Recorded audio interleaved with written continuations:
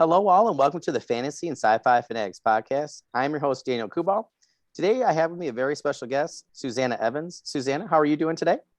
I'm good. How are you? Oh, excellent, excellent. I actually had 2 practices before this, so I got to learn a couple of new things today for a new sport I'm doing, and I got to see my volleyball team. I haven't seen them in about a month, so we had a good time. So it's been a good Sunday so far. It's always nice to start the day that way and then end with some podcasts and the book club after. So Sundays are really my favorite day of the week. So it's been fun. It sounds fun, Yeah, actually. yeah, it's been a great Yeah. day off. Great day off, I have to say. All right, so we're gonna start with that first question there. What has your writing journey been like up until this point? My writing journey has been uh, basically relearning how to write all over again. Because, well, you start off in when you're younger and you write all these little things and your teachers tell you you're awesome. But for the publishing world, when you're actually writing a book, pretty much all the things that you have learned, you you have to cast aside. I mean, Yeah. writing a book is hard. Remembering all your grammar, remembering that this is how you edit and format the story when you're done. I mean, it's a huge process, Oh yeah. and so to this point, it's mainly been making sure that I have memorized all these things and then not getting to the last point going, oh my God, how do I do this? I don't remember. And yeah, so and also finding readers, getting people who read before you are ready to, because some Yeah. chapters just may not fit. Some things Yeah. just may not make sense, and they make sense in your head, but they may not make sense to a reader. And then you want that after you're completely done. You want feedback from a beta reader who is going to tell you, yes, this is great, or no, this doesn't work. And you need those things before you actually publish. So uh, that's how the process has gone. Making sure you have decent editors. You need someone who's going to say to you, no, this doesn't work. I don't like the premise. I don't like where the plot has gone, and they also have to have that balance of, I love this. Yeah. This part was great.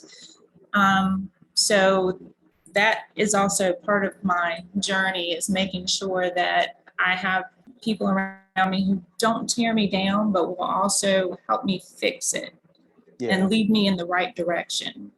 So did that make sense? No, it totally does, and it's just I like I said before we started recording. I just always find it interesting how people take this question differently, and you actually said a lot of things that I don't think a lot of people have talked about a lot in terms of their overall journey. So I liked how you answered it, because one thing that you mentioned is having good people around you, and I do think it is very important. And a lot of people think because you're doing the writing, that it's just you, and it can get very lonely, when you're writing cave and things like that. But I do agree with you. It's hard to find hard to find beta readers. It's hard to find good beta readers. It's easy to find editors, right? But it's hard to find good editors. So I definitely agree with you. I think it's important to find the right people to surround you. And you do need a really good team regardless, right? You need a great cover artist. You need, somebody who, can, work with you. And, I just think it's hard to find good people to work with you nowadays. A lot of people, particularly indie publishing, they just want our money, and there's not a lot of that's why I personally I like Felix Ortiz. He seems like a guy, like I was actually trying to have him do something for me, a logo, and I wanted a banner, and he goes, hold on, tell me what you want tomorrow morning. So I was like, okay. Like, he was busy, it's a time difference. He got a hold of me first thing the next morning. He goes, okay, explain to me what you want. So I sent him a couple of pictures. He goes, you want this art style? He goes, what I would do if I were you is I would go and use Adobe stock images. And here I am, I was ready to write like a $1,500 check, and he helped me out, and it's going to cost me like $10, for our new website, which is pretty cool, and I just think people like that are really rare. Yeah, so I agree with you. It's very hard to find good people, particularly that can help you out with certain things like editing, beta reading, things like that. Yes, it is. And I just had a quick side question about that. So how I relate your cover. How did you do your cover? Did you have someone do it, or did you do it yourself with different images? Or Which cover are you looking at? oh, And I'm I'll tell sorry. you. Book one. I just had it. Everything just Book one, Let There Be Light. yes. Okay, I actually had a cover designer do that. Oh, okay. I had someone hit me up on Facebook, and Yeah, that's she the one. was just getting started. So she did Let There Be Light and Asylum and Ashes Fall. Mm. And she was just getting started. So she wanted something to work with, and she does not actually do the genre that I write in. And she Oh, goes, as wow. long as there's nothing risque on the cover, because she's very religious, Mm, which mm. I found I thought was weird that she hit me up and was like, hey, let me Yeah, do your covers for you.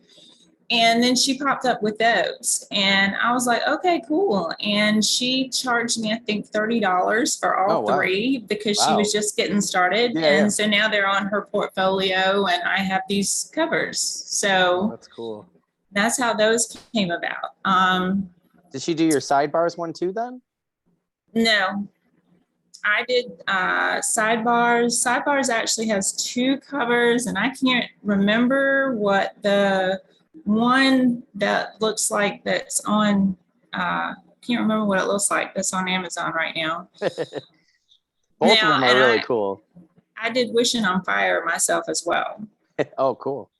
Yeah. So it depends on what I want, and if I can find a cover artist that can actually give me what I can see in my head, then I'll go with their cover. And Yeah, yeah. I paid, I think it was $450 for a cover for Wishing on Fire. Couldn't use it.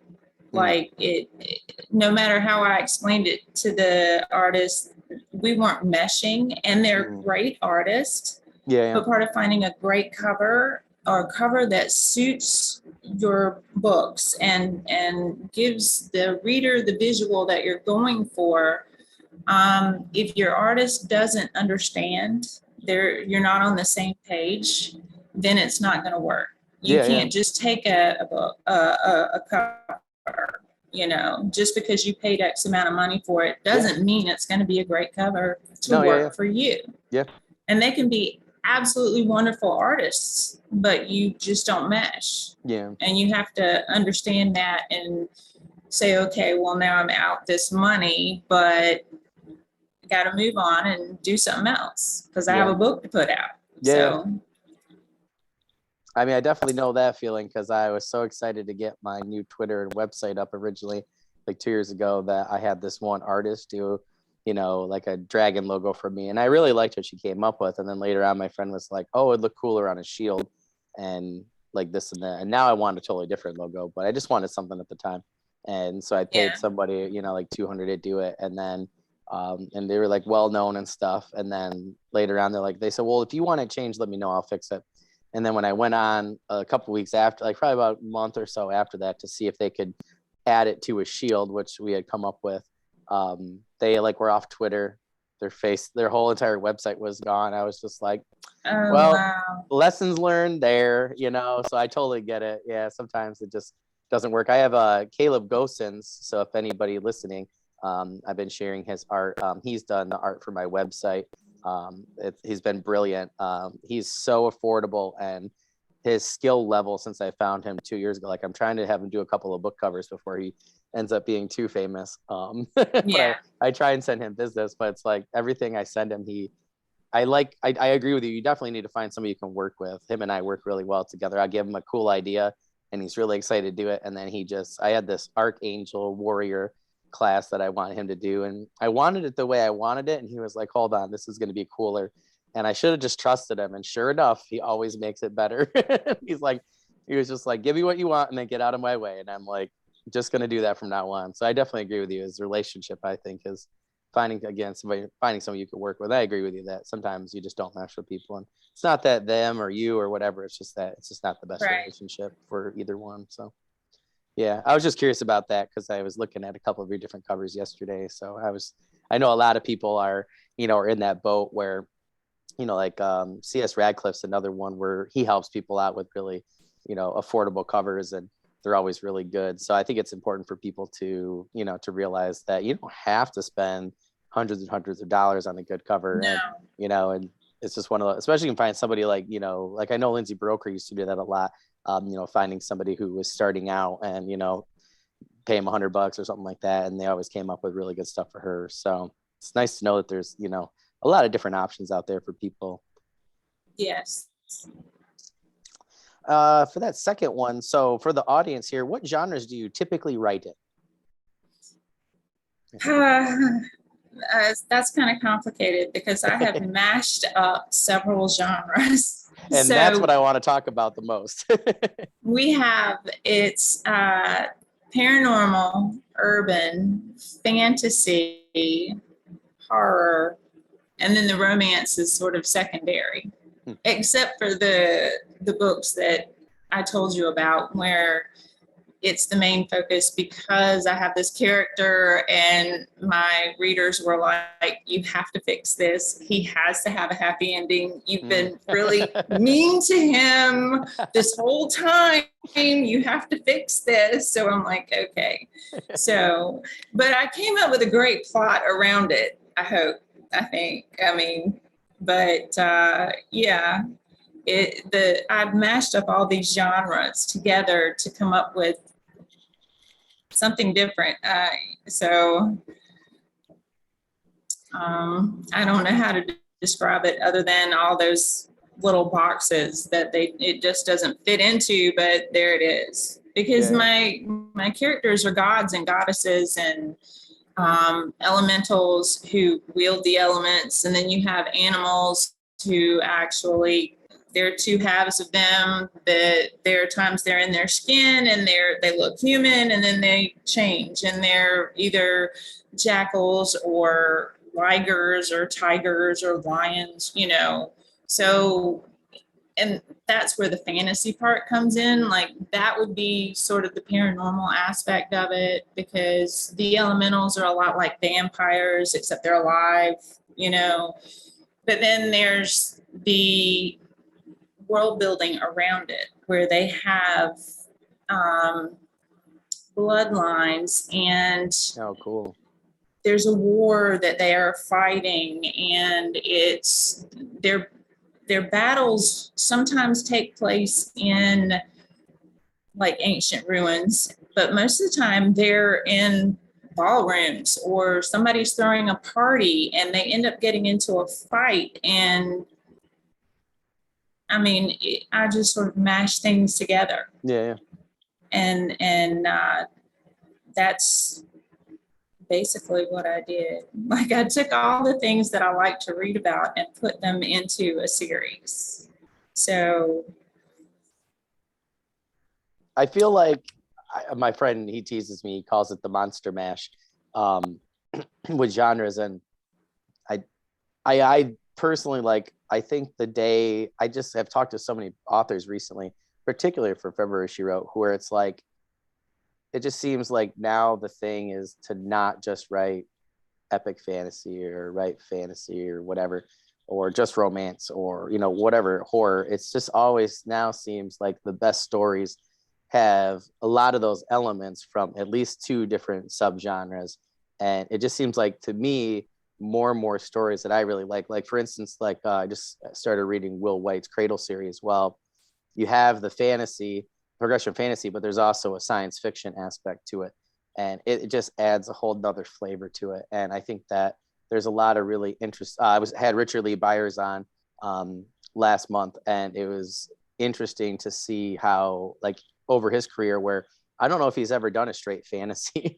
He's always done a fantasy and horror, And to me, when I was talking to him, I just said to him, like, I really like that people are blending these ideas together. So to me, it just adds, because it's like, if you have two great genres, why not add some of those elements together? And I just think personally, it adds a lot more fireworks and a lot more depth to characters, and you can pull a lot more from themes and things like that. So I like that personally. to me, fantasy does always have some element of horror to it. Yeah. Because there are graphic scenes in Lord of the Rings that really come out in the movies. Yeah. And it's not just on the aspect of the blood, guts, and gore, but also the creepy things that happen. And like my favorite part of the wraiths.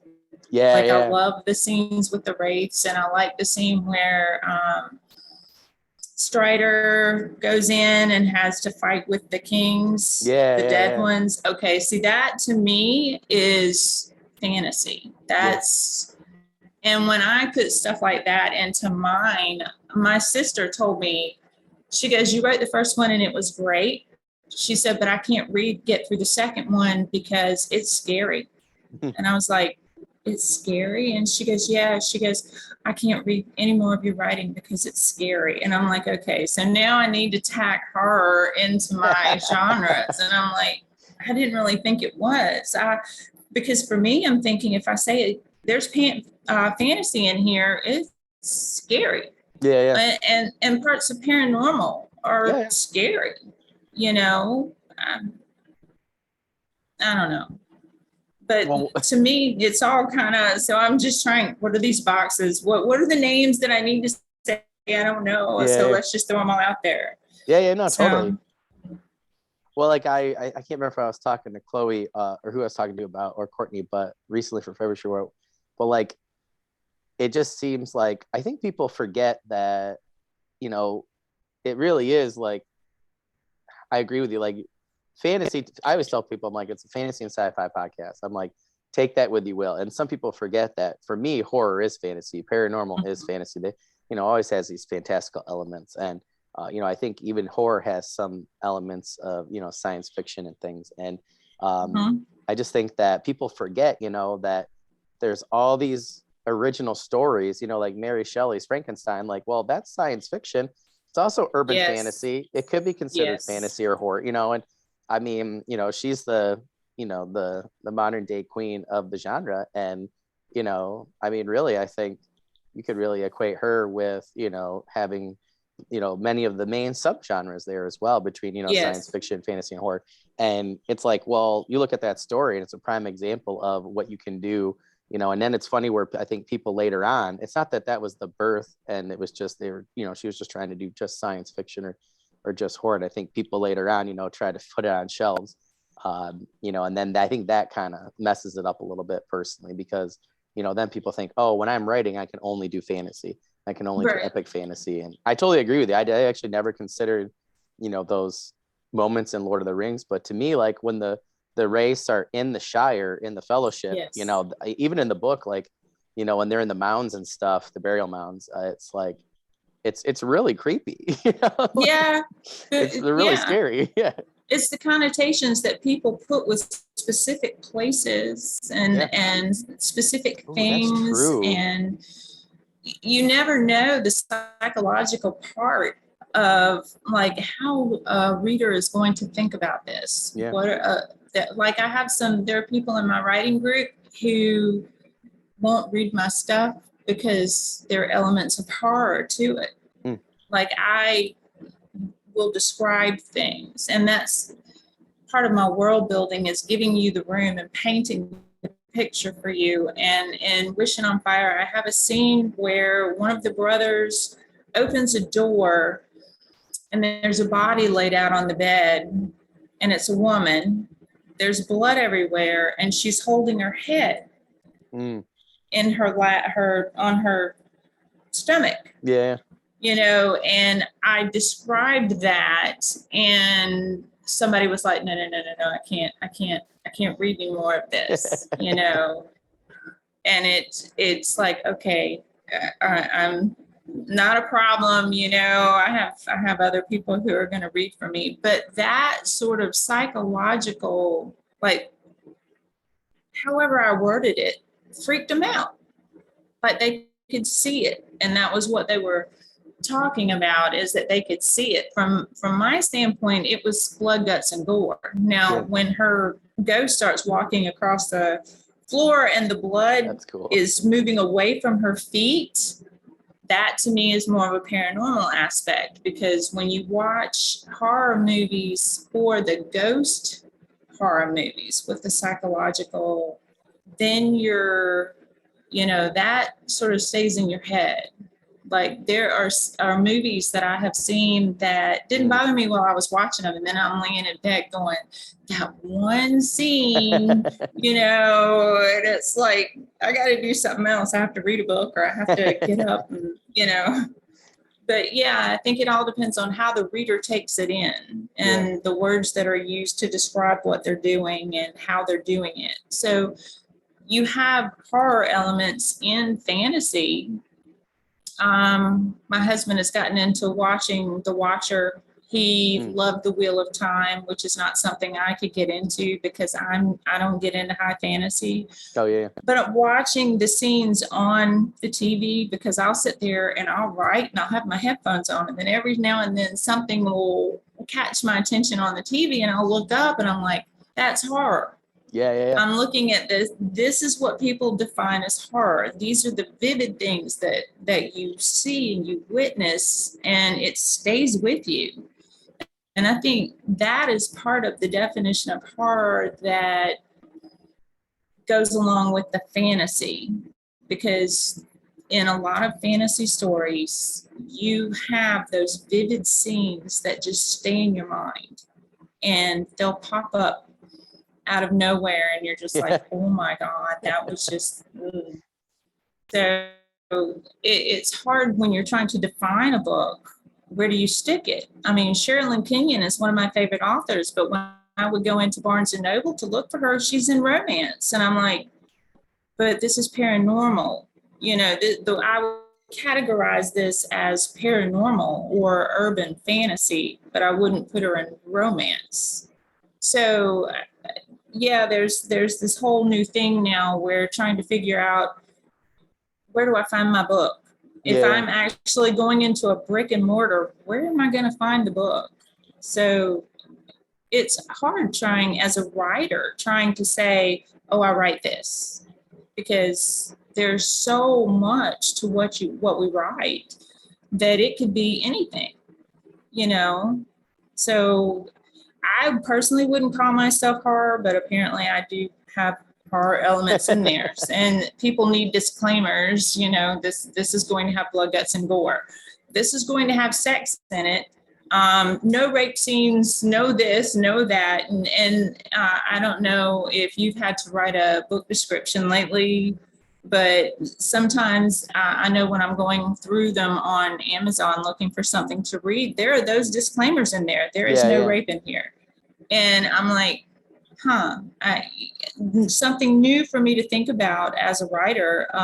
How I describe the book has to be, you don't want to set anybody off. You don't, you need those trigger warnings, because like my sister was like, I picked up your second book and I was ready to go right on through. And then there was something scary in it and I had to put it down, and I'm like, okay. So, you're just trying to figure out what genre you're writing and making sure you cover all the bases for everybody so that you get your target audience. Yeah. If that makes any sense. No, totally. And I feel like you brought up some good points there. Like one is like, well, first of all, like I talked with a few people about this same thing. The last few interviews is like Philip Pullman is one, right? The Golden Compass. Like, do you put him in, young adult? Do you put him in fantasy? Do you put him in science fiction? And, I've seen him in every single genre, and a couple other ones too,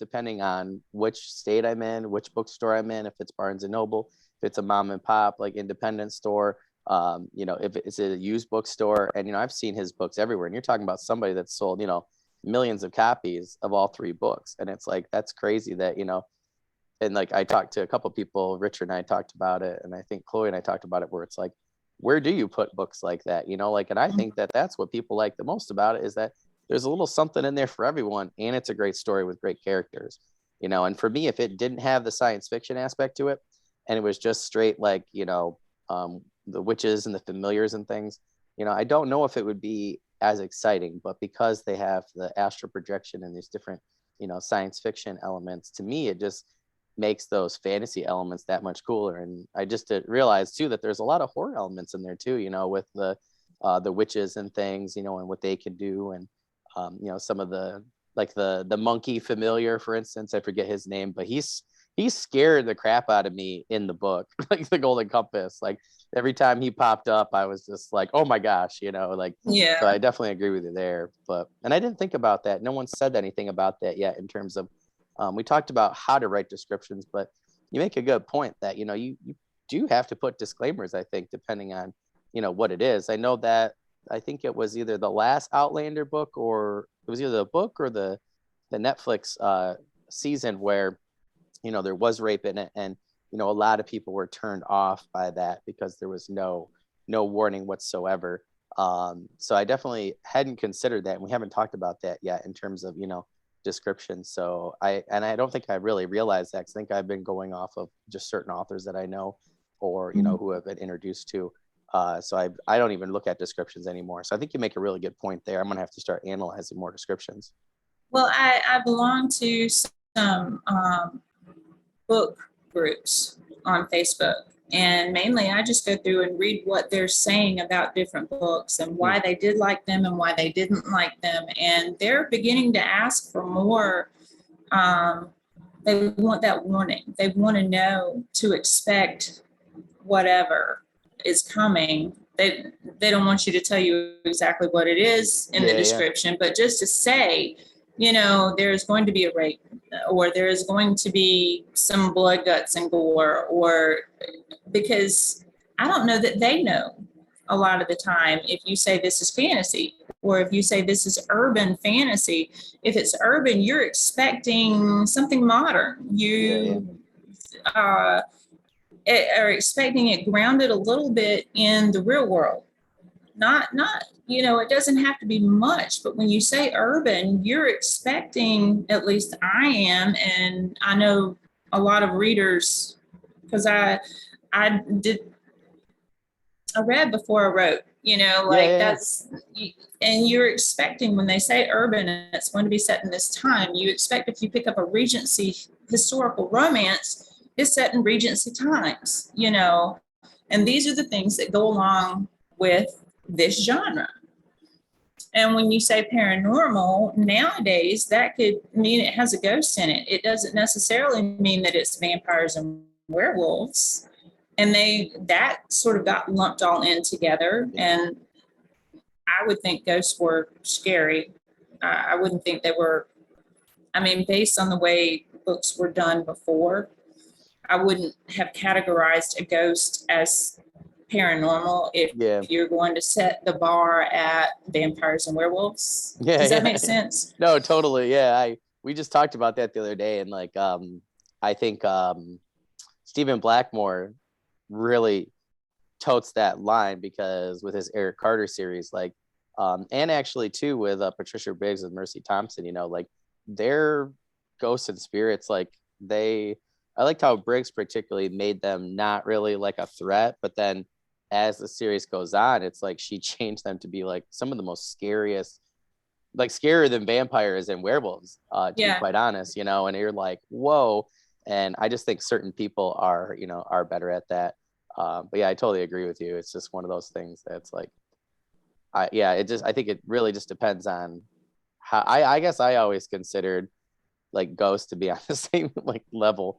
I guess I always clump everything like that into horror, with fantastical elements, I guess, because that's really how they were introduced to me with Bram Stoker, things like that. Mm-hmm. So yeah, I totally agree with you. It makes total sense. It's kind of hard, I think, when you start to blur the lines there. It's like, well, then what is urban fantasy or what is paranormal? So yeah, I definitely can see that argument there. And if you have elements of each one, you're just like, all right, all these things, and it's all in one book. Here you go. I hope you like it, and that's just sort of how it kind of goes for me, because people are like, well, what do you write? Well, books. I write books. Yes, I write books. That's what I do. So No, I mean, I think it's a great thing to think about. I've been researching this. I talked to Dirk Ashton and oh, I talked to a couple people about like historical like fantasy, or I guess you could call it like historical urban fantasy or mythological fantasy, I guess, with his Okay. Paternus books. And to me, it's like it's almost like its own genre now when you're using the mythology. And I wanted to do like, but I like horror, so I talked about doing historical fantasy. I have this one idea where I want to take the Lost Roman Legion and I want them to be lost because they met zombies. And then I'll have a few of them survive and they go and do some things. But my friend and I are talking. I was like, I think it would have great horror in it. I'm not a straight horror person. I don't think I'm the best at writing straight horror, but I'm a history teacher. I'm like, I feel like I could, put in a little bit of fantasy and horror and use the history as a backbone for it. I was talking to Tilda Holt about that. And I think that's how she did Northern Wrath, is she went from the historical Viking perspective and then wrote the fantastical elements around it. So I do agree with you. I think it's, I always think now, like, what would be the coolest story mixing genres? But I do think, like how would I advertise this? Like who am I going to advertise it to? Is it going to be more for the, like historical fiction people? Maybe some people would like it because if I can get the Roman history right, maybe the military history right, things like that. But it's like, it's not a straight historical fiction. So I just know a lot of people we've had that debate lately. So I definitely think you raised a really good point with that. It's like, I think you have to really be honest with yourself, right? And be like, well, are you going to be able to advertise? Who are you going to advertise to? So, and I had a couple people like Tilda said, well, you might want to really, pick one or two, or maybe like one genre, to kind of gear more towards, and then try and get those secondary ones. But yeah, I definitely think it's a good thing to think about ahead of time. Yeah. And you do have to pick that one main genre. Yeah. But when you're putting it on Amazon or Kobo or however you're going to sell your book, you do have to pick that one genre, and then you have, I think, 3 for Amazon underneath that, and you have to be very selective about those too, and making sure you hit the right points with those, because otherwise you're not going to reach your target audience, because they're going to be looking for something different than what you put up there. So, well, one of my friends had like one myth in it, like in his fantasy, and it wasn't even that big of a part of his book. And then he put mythology, and then he just got creamed with 1-star reviews. And I was just like, a couple of us had said to him at the time, we're like, you probably shouldn't do that unless it's, like I have a couple of books I'm working at where it's like mythology, is really like the main thing. Like I have some urban fantasy where it's like, really, it's like mythological urban fantasy. And the mythology is one of the biggest parts. So it's like, I could do that and, people would go to it, for that. But we're like, you had very little mythology at all with even your own world building. It's like, so I do know people who have, tried to get in those subgenres just to get in front of people. And then, people that have had, got the book on Amazon Kindle or something, and then have done really negative reviews for them. So I definitely agree with you. I think you have to be able to find your audience. And I do think people need to be a little bit more careful nowadays with those subgenres that you're putting on Amazon, because I do think people will get upset with you if you're, saying it's one thing and it's really not. And, they waste, they bought it with a credit or, on Audible or whatever. But yeah. Well, I created my own mythology, but I don't say that it's cool. mythological because I created my own. Like, but see, I feel like you could though, like reading your description, like your blurbs, everything, like I feel like you really could do that, and that would totally fit for you. And I think people, if they went to your blurb and read that, they're like, oh, okay, yeah, I could get into, because I don't always go for historical mythology, like I just think a book like yours, for like sidebars and actuals, I just was like, oh, that sounds so cool. And it really made me want to figure out the mythology and just like how these different groups are, are fighting and stuff. And when you were talking about gods and goddesses, like I think that's a perfect category for you. I did in sidebars and actuals give people a background so that you, in the very beginning, you don't really have to read Let There Be Light and Asylum and Ashes Fall before you read Sidebars and Actuals. So you could do Sidebars and Actuals and then read Wishing on Fire, and you know what's going on. Because I gave like definitions of things at the beginning of Sidebars and Actuals, because I had questions from people who I didn't even know were reading. Yeah. Were like, you wrote this, and I know I read it somewhere, but what does this mean? So I was like, okay, so for Sidebars and Actuals, when I just kind of throw that out there, I'm going to give you some definitions in the beginning, and then you read them and be like, okay, and we'll jump right into the story and go from there. Because it was, I wrote it while I was writing Wishing on Fire. And I have those moments where you're putting a story together and you're like, okay, no, this needs to happen and you need to tell this, but it doesn't really fit in this book. So that's sort of what I did. I kind of was like, okay, we'll do a little mini short story beforehand. I'll give all these details, and then here's your full book after, which is what Wishing on Fire ended up being, because it's a much more complicated plot than Sidebars and Actuals. And trying to put the two together just wasn't working, but it was the same story.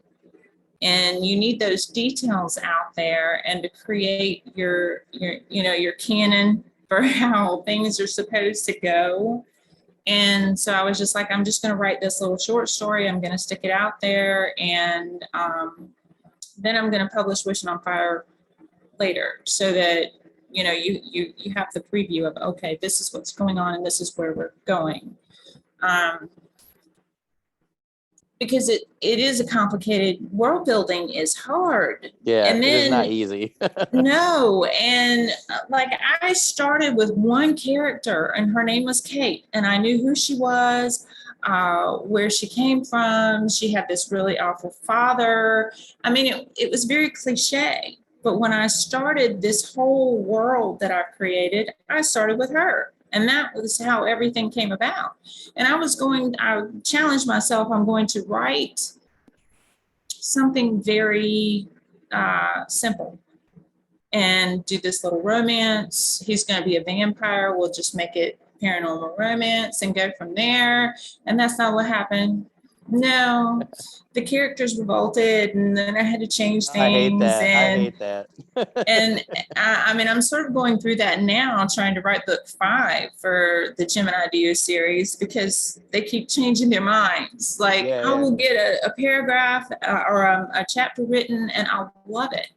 And then I'll go back like tomorrow and I'll read it and go, no, I don't like this. I have to back it up. Like, it's not flowing for me. Like, I can't go forward from this chapter, even though I've written this beautiful scene. It doesn't work.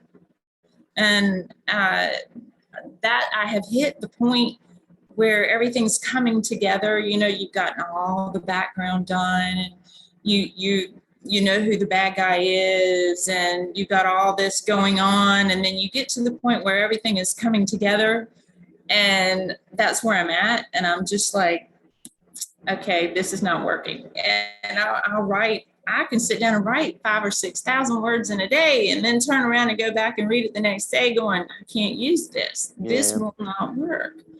And that part of the beginning of everything you write is that world building. Because even if you're writing a series, I mean, you still have to go through, and you at least need 1 or 2 lines in there of, this is how this works. Like, my characters, there are 21 different planes, and then there's the veil, and in the veil, magic is more prevalent than your science.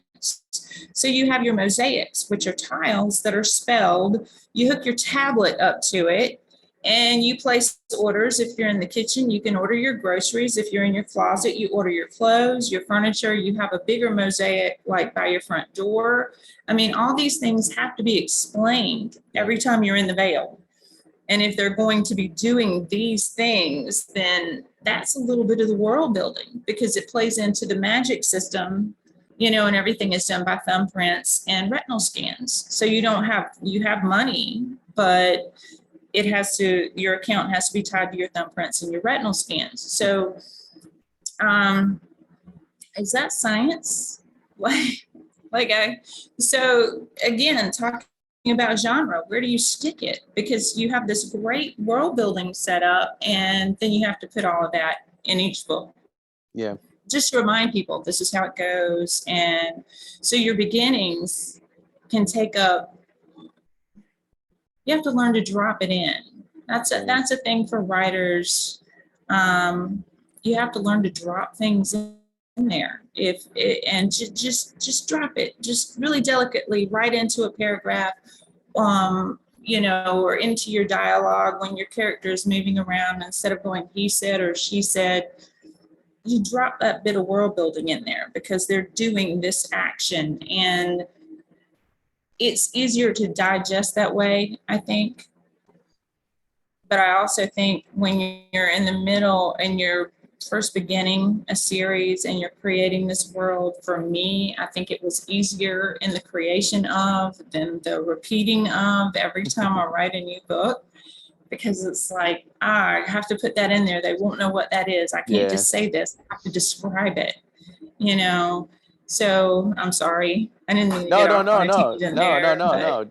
But I think you're totally right there. And it's the one thing you said that I totally agree with is like character is revolting. And then the second part of what you said, like with the world building, like I had one of my characters totally done, thought out, and then I went to write draft 2, and then he decided that he didn't want to be a police officer, like a constable in this continent. He wanted to be a thief taker. Right. Well, then I had to go research thief takers for 1600s. And then I had to go research like all these things for how they did it in like the Middle East and things like that. And I'm like, screw you, dude. I'm like, we had this whole thing thought out. And then of course that changes everything else, his interactions, how he fits with the plot. And then I had to go back for the last couple of weeks and figure out now, and it's a better story. So I'm like, well, thanks, dude. But I'm just kind of like, what a jerk, like you really had to do that now. You couldn't, but my friend goes, well, at least he didn't do it draft 3. At least he did it at the beginning of outline for draft 2. But then, it changes the world building. And then I had to think up all of these different ways that, this new class would affect. And then it changed, my entire city essentially for the one city that I'm in for the story. And I'm like, it was just like a domino effect. And now I'm so burnt out that changing things that I think I need like a 2-week. I took a little, but now I'm taking a little bit of a break. Because I'm like, I just need to clear my headspace. But yeah, it was just one character that really pissed me off. And now it's like, so I'm glad to know that I'm not the only one where my characters revolt and then change my entire world building process. So yes, they do. They get very upset. And you look at them and you're like, but we had this conversation. Yeah. We talked about this. Just like, I know we did. Right. We a couple of times. What we were doing. You agreed. And you said you were going to do this. I wanted to make sure. Yeah. Yes, exactly. And then suddenly it's just different. And you're just like, okay, I don't know where to go from here. Yeah. Like, you want to do this now? Really? Why? Why are we doing this? Now I have to go find out what that is. Yeah, I don't even know what that is. Then you got to find out what it means for the entire story. You're just like, seriously? Like... And how many changes you have to go through, and can I keep this chapter or not? Yep. Do I really have to get rid of this chapter? And I took out whole characters because now I was like, well, you don't fit. I was like, well, you don't fit with the story now. And then like, I think I removed 2 to move for another story because I liked their little love interest thing. And I was like, well, that's cool. And then I liked this one character. I came up with a whole class of like warrior women for her. And I was like, that's just awesome. And then I took out 2 characters, main characters, and then had to insert like 5 others, all because this one guy decided that he wanted to be a jerk and change what his class was. I didn't think it was gonna be that big of a deal, but end up just dominoing. But I think it's important for people to know that, like one of my friends, he made a comment. He goes, well, that's how you know you just made your story better. And I'm like, well, that's great. But I was just hoping to, I don't know. I guess I was hoping to be a little further, but I'm like, well, I do agree with one of my friends. She was like, well, at least you didn't do it, at the, like towards the end of draft 2, like 3/4 in. So I'm like, at least he spoke up now. I'm like, no, that is true. This was the time to speak up before we started giving directions and things. But yeah. It's funny because nobody but a writer understands that process. Like, or I guess I Yeah, think artists can. I think artists, but writers and artists, I don't know anybody else that, you know, maybe no, because musicians. if you tell them the character's revolted, they're like, but you created them. Yeah, I'm like, no, they live in my head. You yeah, just don't understand. They will wake me up in the middle of the night and go, yeah, this is what we're doing. Go write this down now. And you're just like, but I'm tired. yeah. And that's how it goes. They're like So teenagers. yeah, You don't know what they're gonna they do. are. They're And not they fully rebel. developed. Their brains aren't fully No, developed. Yeah, yeah, it's totally true. Oh, exactly. yeah, So that's funny. I just think a lot of people like that I've talked to recently, um, like Mark Timoney is one. Him and I talk a lot on Facebook, and him and I just talked about that the other night. Like he was hoping to be done with his novella for his book, The Blood of the Spear, and he said the same thing happened. Like all of a sudden, these characters decided that they didn't want to do this, and I know Brandon Sanderson's talked a lot about that too. And he's just like, didn't work. We'll try again tomorrow. yes, and then you sit there and you're like, but I wrote this beautiful dialogue. Don't you want to say at least one of these? No, Yeah, I'm they're not like, having a conversation with that person. yeah, yeah, yeah. Yeah, It's not fun. they're children. They Yeah. are. They really are. Well, my friend, we had a debate if they're toddlers or if they're teenagers, and he's like, "Well, there's not a lot of difference, but there are a couple of No characteristics." one's just taller. Yeah, exactly. And Yeah. he's like, "I don't really know." Yeah, it's really funny. He goes, "I think the No, toddler, you maybe every once in a while could boss around a little bit more, but because I do lean towards the teenager metaphor, because he was like, you're telling them like, no, you aren't going to do this. They're like, no, no, I'm really not, and then they are able to give you a reason why, and you're just like, crap, like that is better. Like that that's does kind of right. sound better, and This maybe makes I more was wrong. sense. Yeah. So would you say that you start more with character or plot first? I know for me, it's always character. I come up with a cool Oh. character and then figure out the plot later. Um, I probably shouldn't do it that way, but well, when I began, like I said, I started with Kate. So yeah, when yeah. I began, I started with Kate. But depending on which book we're talking about, depends on whether or not I started with an idea for the plot. Oh, that's an As interesting far, answer. yeah, because when I wrote Wishing on Fire, I had an idea for a plot. I didn't necessarily have the idea to have an HEA for Raven. I had an idea for a plot. And it basically was, we've got three maid gods that have gone rogue. Hmm. And Gemini has to come in and do something with them because, gods in my story are fused to their bones.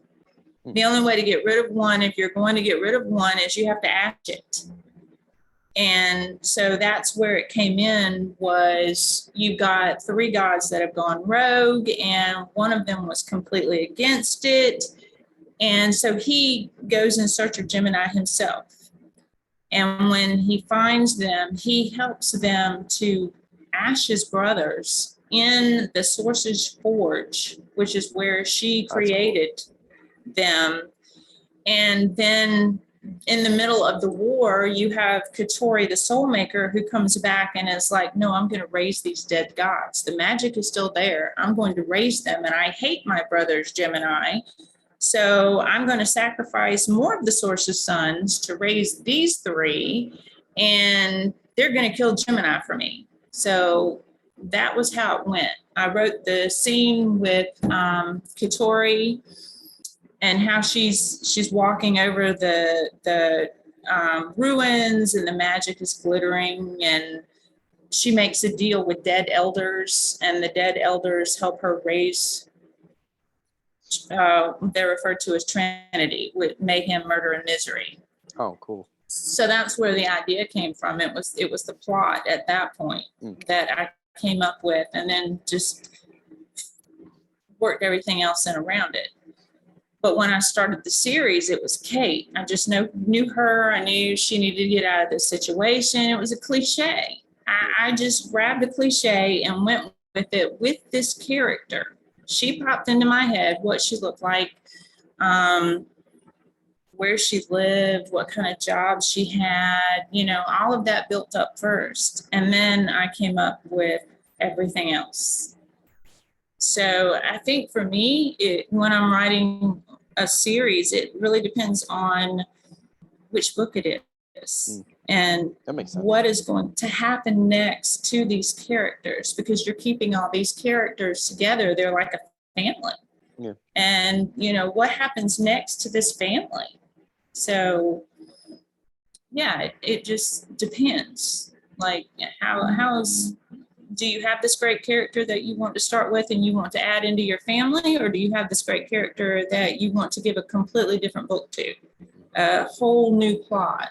Does that make sense? No, that's actually a really good way to put it. I actually had considered that, so I actually like that, and it does make a lot of sense actually. And yeah, I think like, and I guess I didn't think of it before, but I do think you're right where it really does matter, right? Like in terms of story and what you're writing, because I guess I did think of the idea first. Like I was reading Malazan Book of the Fall with my buddy for book club, and I really liked the interactions between like Whiskey Jack, and I liked Iron Bars and some of the people, and like how and it's like Glenn Cook's the Chronicles of the Black Company too. Like I liked how everybody works together in a unit, and I thought, well, that'd be cool to do in this Roman military kind of thing. And I don't have a lot of characters except for one really thought of, but I have pretty much the plot and the ideas down.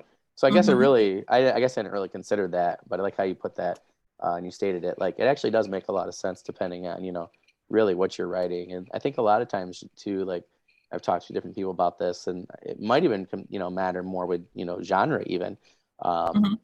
Like historical fiction, I think a lot of people start more with the conflict and then do characters, at least people that I've talked to. But I think with fantasy, I think a lot of it does come down to either event or characters depending on what they're writing. So I think that makes total sense what you said. So great answer there.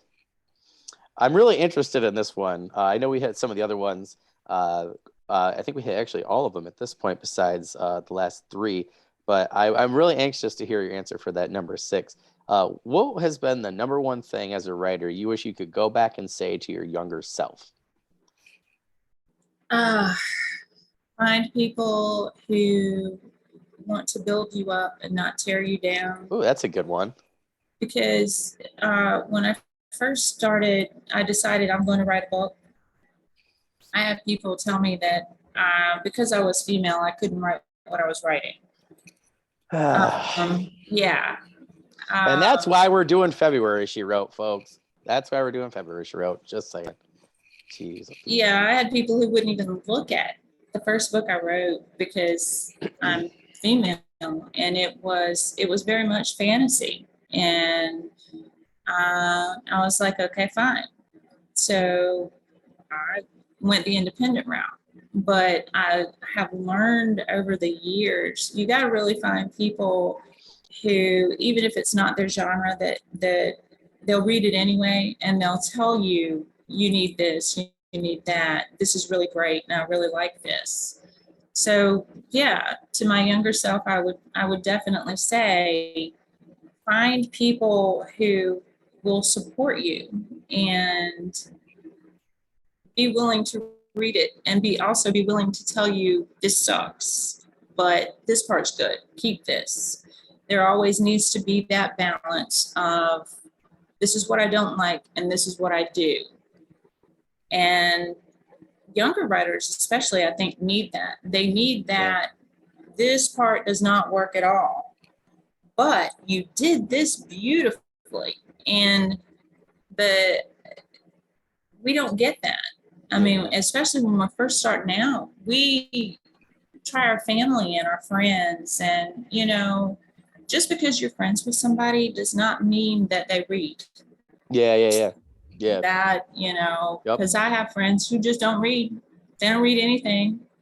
I mean, they may pick up magazines at the checkout counter or read the headlines on the magazines, or they read the headlines on the news and don't read the articles. But you have to remember, choose people that read, that actually do read and are not going to look at you and go, what's a sconce? I've had people, yeah, your That's words are fair. I too can see big. that. Yeah. Yeah. Yeah. And I'm just like, my words are too big. Really? I'm sorry.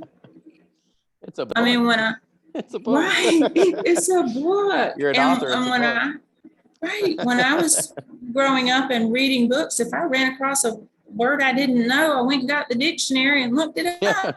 It's how You I can get grew my Webster's for your phone. vocabulary. Yeah, you get Webster's for your This is phone. true. This is true. Look Oh, it when up. I was in college, there was the joke, well, does Webster live with you? Like, don't ask me what that means. Go talk to Webster and Roger. They'll tell you what that means. And, Yeah. Nowadays, you have to pick people who can tell you what you need to know, not what you want to know. You don't want to know that it's perfect. But yeah, to my younger self, I would tell her definitely pick people who will tell you what you need to know, I think that's and be great nice advice. about it. Yeah, I think that's great advice. I don't think a lot of people even now, like, really consider that. So again, it goes back to what you first said, right? Find good people, to surround you and help you out. And my friend, I just got, done texting for the tech stuff. Like, I sent him, first chapter for this urban fantasy, and I was trying to do a thing, and much like Kevin Hearn does, where, he's been to these cities and things and knows the directions and stuff. So I looked up all these directions in this town and I put him in, and I had this thing going on, and he's like, I loved everything that went on. He goes, I hated that you gave directions to this town and how you did it. And I'm like, okay. He's like, but I loved the overall chapter. He goes, I just didn't, he goes, I just felt like this fell flat on its face. And, he's one of those people where he's just very honest, and he'll give you great feedback. And I think it's important, to find people like that and to give you good feedback, and Yes. he told me why it didn't work. He goes, maybe you could change it and it would work. He goes, but I just would just cut it out and just try to go more for this idea. And I'm like, you know what? And I went back and looked at it. I'm like, he was totally right. I'm like, maybe in the future I could try that idea again with something else or do it a different way. And maybe it works, but it really was just bogging down the chapter. So I definitely agree with it. I think it's really important to find people that, that you can work with, like you were saying for cover artists, just find people you can work with that, I think really from any level. Right. And I do think it's important to find people that support you. Like I have people online, I have people in my life that support me, with writing, but which I'm blessed. I feel like I have a lot. But it used to be like people were like, whatever. And, I would talk to people online about it. So it's one reason why I do the podcast is, to talk to different people who are in the same boat. And, Yeah. so I definitely agree with you. So I think if people are coming here first and watching this or listening to it, that this is step one, find us on Twitter or Facebook and, talk to us about your journey. So that's a great answer there. So for the seventh one, this was one of always my favorite personally, because I always find a lot of different authors and things, just different writers that people have said. So who are some authors or writers that have inspired you to write? Let's see. Piers Anthony, Ann Bishop, Greg Bear, Sherilyn Kenyon, Edgar Allan Poe. Yeah. I do like creepy aspects of things and the way that he put words together. Anne Rice. Though there were parts of the Vampire Chronicles I really, really liked, and parts where I thought the movie was better. But I think you find that with a lot of book to screen, book to film. Yeah. But sci-fi mainly. I think I grew up reading a lot of sci-fi. And my mother was a huge Star Trek fan. So she introduced me. I didn't read those books because I like watching it on TV. Yeah. But I wasn't into reading the books. But she got me into the, and he slipped my mind, wrote the Foundation series. Isaac Asimov? Asimov, yes. Which actually has a new TV show coming out. It has some amazing, I know, especially amazing actresses. Yeah, like the main character looks like she's just going to be awesome. So she's been in a lot of really cool. I'm totally blanking on her name. She's been in a lot of really cool things recently. So yeah, I think it's going to be good. I can't wait to see it. Yeah, But, yeah. Yeah. But yeah, those are the, like, I mainly sci-fi, paranormal. That really inspired me to write. Now I do read historical romance when I'm in the middle of writing, because it's a completely different genre. Yeah. And you can fall into it. And as long as it's well edited, that's another thing for indie authors. Have you noticed when you go to read books now, you're editing it?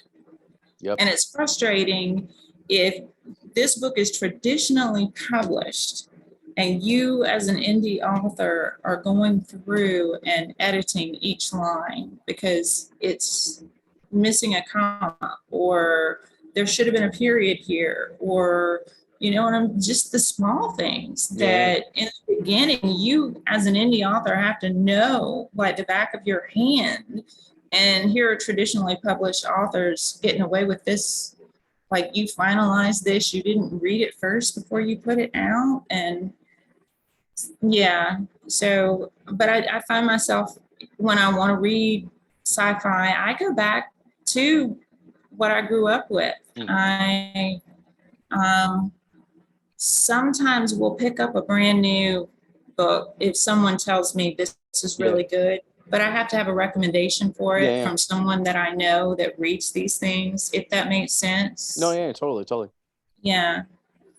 Well, I feel like you have limited time when you're writing. You have limited time to also read. So it's like, you don't want to, I'm that way. Like I save, certain Dresden Files or Forgotten Realms or Dragonlance or, the pulpy stuff, I guess you could say. Like I save those for those times where, I'm writing and trying to get through things, because I really just want something, that I'm comfortable with. It's like when you're sick and, you want grandma's chicken noodle soup. So I feel like it's the same type of thing, except for your brain.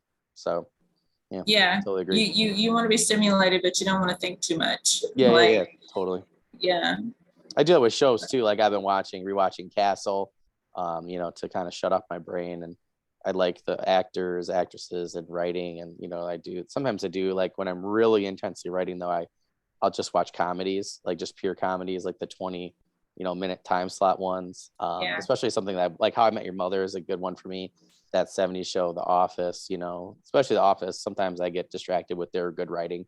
But and How I Met Your Mother, I guess even, but I like the repetitiveness, because it's like I can look at it, watch it, know what's happening, turn my brain off, but then still, bring myself back to my own writing. So I think people, it's just find what works for you. But yeah, I totally agree with you.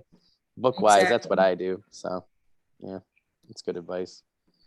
So for that last one there, do you have any news, updates, promos, current project, anything that you'd like to share? Working on book 5. Oh, wow. Cool. Yeah, I tend to, that very last chapter in most of my books is a segue into the next book.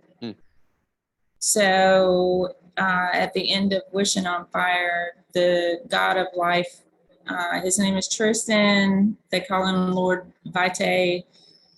He has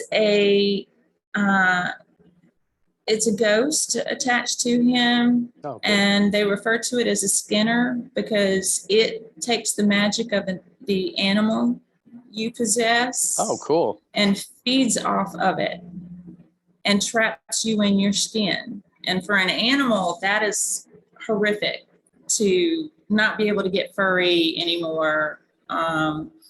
So Lord Vitae now has basically a ghost after him, and he has a brother who is Lord Memore, who is a reaper and has the ability to also bring someone back to life if the lifeline has not been severed from the vessel. He can put the essence back. So what I'm working on now is removing the skinner and going forward with because it all, think there was some unfinished business.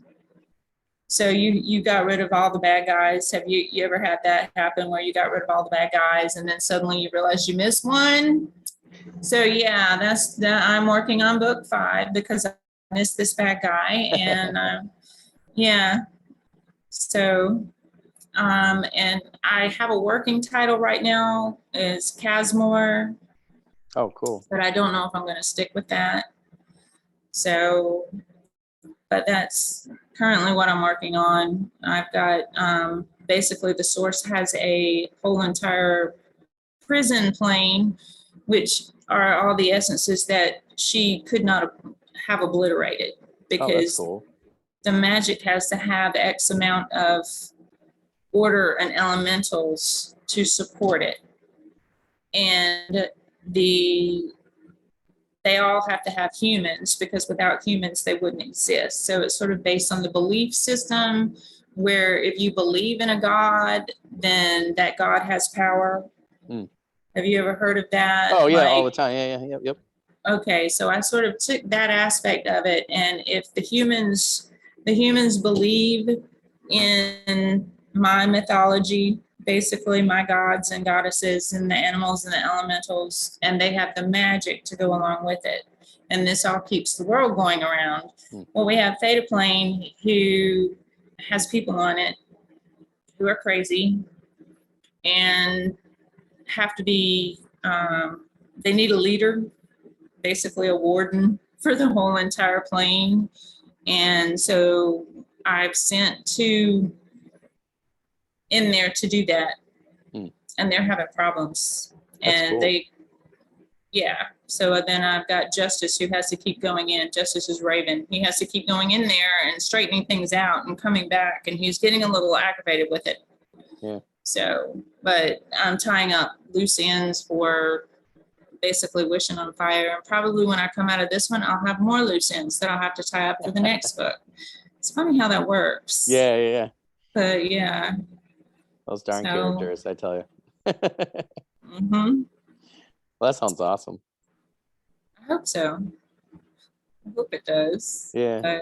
No, I mean, it does. It sounds very interesting. I mean, you know, everything that you talked about in terms of your books today sounds really cool. And like, I definitely could see, you know, where, you know, it might be kind of hard, you know, in terms of genre, you know, to really pick. But again, I don't know, personally, like me, I'm looking at more and more books like that now, where if somebody says that it's cross genre, I'm like, okay, I'm there. I've just read a lot of books recently. I feel like particularly indie that were just so good, you know, that went, you know, cross genre, and, you know, really just used those elements in different genres really well in a well-made story with great characters. And I just feel like I'm craving that more and more than those, like I said earlier, like traditional, just I'm only in this, you know, in this genre. So yeah, that sounds awesome. That's exciting though. That's a lot of books. That's awesome. That's a nice little milestone for you, I feel like. Yeah, that's cool. All right. Well, Susanna, I really want to thank you for coming on. I know I learned a lot today. I've been learning all day. It's kind of a nice Sunday, actually. But yeah, you gave me a lot to think about personally, too. And I feel like our audience will get a lot out of this conversation as well. So really want to thank you for coming on. For our audience. Yeah, of course. Anytime you want to come on and, you know, talk fantasy or, you know, writing, you know, you just get a hold of me and we'll schedule something. Yeah, I always love having people come back a second time. I've had Mallory Coons come on twice, Tilda Holt Colts come on twice. I had my friend Mark Timoney come on twice. I think he was on, we were supposed to be twice, ended up being 3 because our internet kept cutting out. We had a storm that night. Yeah, so I've had, I think, 4 or 5 people come on twice, and I feel like the second time is always like a really, really good conversation. So anytime you want to head back on, or, you know, you got a new project or something you want to share, you know, you just come on and we'll get you all situated on here. So I'll do that. Thank you. Yeah, of course. For our audience, don't forget, you can check this out on YouTube, Twitter, Facebook, on Spotify. And actually, this is for Susanna, is going to be one of our episodes for February, she wrote. We're just waiting on a couple of calendar things. You'll obviously see the number of episode on the calendar that we sent out for our website. The new website will be up and running, so you can actually go ahead and obviously you can always go into our descriptions for the video, the Spotify, even the RSS feed to find Susanna's links, to find her books, her author profiles, things like that. But make sure you take a look at the new website because we'll have all the author profiles there. and everything will be there nice and neat for you. So you actually won't even have to go and find the videos. You can actually just go right there, click, and then you'll be able to find the descriptions and all the sites where you can find Susanna's and everybody else's books right off the bat there. If you guys have any I can't wait to check it out. I know, right? I'm like so excited. And this was not my idea. Like my buddy was like, oh, it'd be really cool if, instead of doing the YouTube like everybody does, if you did the author profile and it just linked to the YouTube. And I'm like, and then we talked about how it would look. And I'm like, I think it's going to be really, really cool. So it'll be a lot of work the next couple of weeks, but a lot of people have already, like we actually have most people's pictures and things like that, because a lot of people just chose their Goodreads or Amazon. So I will be asking everybody who we haven't asked so far, but I think it'll actually be pretty cool because how him and I talked about it's just going to look nice and neat. We have a couple of, just like little boxes and things where we'll put your guys' stuff in.